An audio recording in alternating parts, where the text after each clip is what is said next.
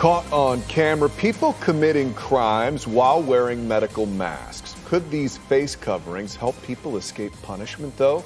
More and more authorities need help identifying criminals who are wearing these masks. Tonight, we investigate whether government mask mandates could mean less jail time for lawbreakers. News 6 investigator Mike DeForest joins us now. And Mike, you've learned suspected criminals could use the coronavirus pandemic as a legal defense. It is very likely, Lisa. Now, when someone wears a mask during a crime, the penalties increase significantly, sometimes doubling or tripling prison time.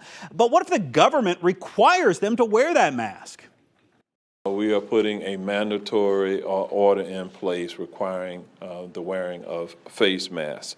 Back in June, Orange County Mayor Jerry Deming signed an emergency executive order mandating face coverings. 4 weeks later, authorities say Keith Young walked into an Orange County bank wearing a medical mask and tried to rob it. He's one of many suspected criminals accused of breaking the law while wearing face coverings required by local governments. Was that defendant wearing that mask to stay safe?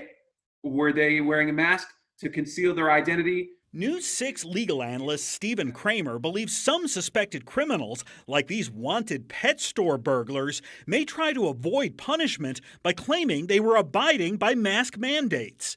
Under Florida law, if the offender was wearing a hood, mask, or other device that concealed his or her identity, the degree of any criminal offense shall be reclassified to the next higher degree. Keith Young is accused of attempted bank robbery, a second-degree felony punishable by up to 15 years in prison. But by wearing a mask, the charge could increase to a first-degree felony that carries up to 30 years in prison. Investigators say this masked man, later identified as Adam Gonzalez, attempted to burglarize a car, normally a third-degree felony with a maximum 5-year sentence.